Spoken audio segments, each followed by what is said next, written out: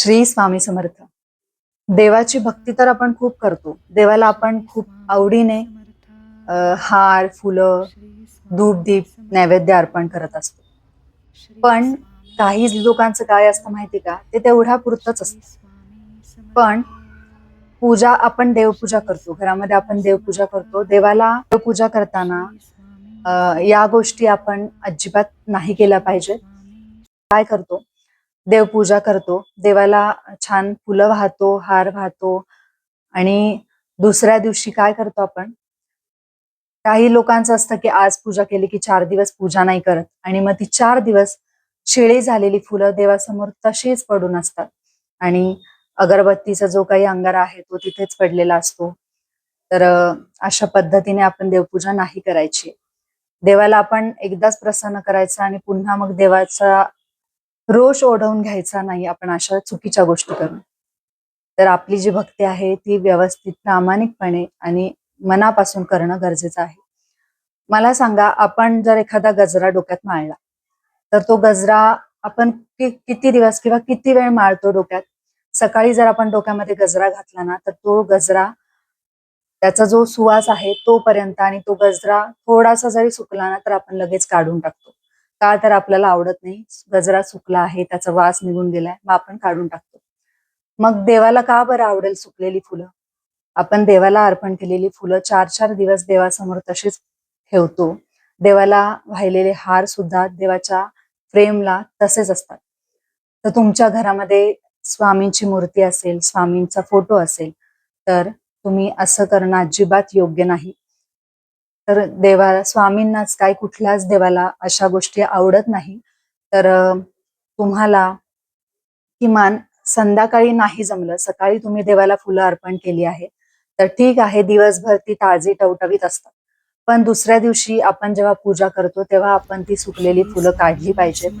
तुम्ही भले पूजा नाही केली, तुम्हाला नाही जमलं दुसऱ्या दिवशी पूजा करायला, पण किमान एक 5 मिनिटं वेळ काढून देवाजवळ जाऊन तुम्ही जी काही काल वाहिलेली जी शिळी फुलं आहेत ना, वाहिलेले जे हार आहेत, ते काढणं गरजेचं आहे आणि ते सुकलेली जी फुलं आहेत ती देवापासून दूर करायची आहेत.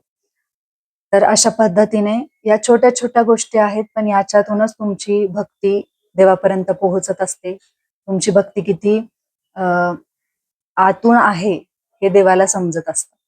त्यामुळे जर आपल्याला ह्या गोष्टी आवडत नाही, तर देवाला कशा आवडतील? बरोबर ना? त्यामुळे नक्कीच या गोष्टींची काळजी घ्या. देवाला सुकलेली फुलं देवासमोर ठेवू नका. किंवा सुकलेली फळं सुद्धा देवासमोर ठेवू नका. जसं जमेल तसं लगेच ते काढून टाका. हवं तर तुम्ही दुसरी फुलं देवासमोर ताजी टवटवीत जी फुलं असतील ती तुम्ही वाहा. स्वामींना पिवळं फुल प्रिय आहे. त्यातल्या त्यात स्वामींना चाफ्याचं फुल प्रिय आहे. तर आपल्याला जेवढं होईल तेवढं आपण मनापासून सेवा करण्याचा प्रयत्न करायचा. देवाची अशी अजिबात अपेक्षा नाहीये, की तुम्ही खूप महागडी आणि आत्ताच झाडावरनं तोडून आणून लगेच मला फुलं वाहिली पाहिजेत किंवा फुलं वाहिलीच पाहिजे. देव म्हणत नाही. या गोष्टी आपल्याला आवडतात. आपल्याकडून देवासाठी आपण आपल्या इच्छेनुसार, आवडीनुसार या गोष्टी करत असतो. त्यामुळे देवाचा अपमान, देवाचा अवमान किंवा देवाचा रोष ओढवेल अशा गोष्टी आपण आपल्याकडून होता कामा नये. त्यामुळे या छोट्या-छोट्या गोष्टी असतील तरी सुद्धा या गरजेच्या आहेत. काय होतं, काही-काही वेळा आपण नैवेद्य सुद्धा देवासमोर काही जण ठेवतात. थोडासा दूध भात वगैरे ठेवतात आणि तो दुसऱ्या दिवसापर्यंत देवासमोर तसाच असतो. त्याला मुंग्या लागलेल्या असतात. त्या मुंग्या देवाच्या सुद्धा अंगावर चढतात. मग आता मला सांगा, आपल्या ताटामध्ये जर अशा मुंग्या झाल्या, आपल्या अंगावरती जर मुंग्या चढल्या, तर आपल्याला बरोबर वाटेल का? नाही वाटणार. बरोबर ना? तर मग असंच आहे, देवाला सुद्धा देव काही बोलत नाही म्हणून आपण आपल्या मनाप्रमाणे नाही वागू शकत ना. आपल्या परीने आपल्याला जेवढं होईल तेवढं आपण देवाचं उत्तमाचं करण्याचा प्रयत्न करायचा आहे. देवाला तुमच्याकडून कसलीही अपेक्षा नाही, कारण हे दुनिया, ही जग देवाने निर्माण केलंय. या दुनियेमधले, या जगामधली प्रत्येक गोष्ट देवानेच निर्माण केलेली आहे. हार, फुलं, झाडं सगळं देवाने निर्माण केलंय. त्याच्याच ह्या गोष्टी आहेत. आपण त्यालाच देऊन आपण त्या देवावर उपकार करत नाही.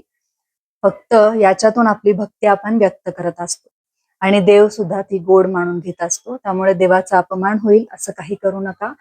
देवाची फुलं लगेच सुकली, लगेच काढून टाका. किंवा दुसरी फुलं असतील तर तुम्ही दुसरी फुलं पहा. फोटोला हार वाळलेले असतील तर ते लगेच काढून टाका. आत्ता हा व्हिडिओ पाहिल्या पाहिल्या या गोष्टी लगेच करून टाका. श्री स्वामी समर्थ.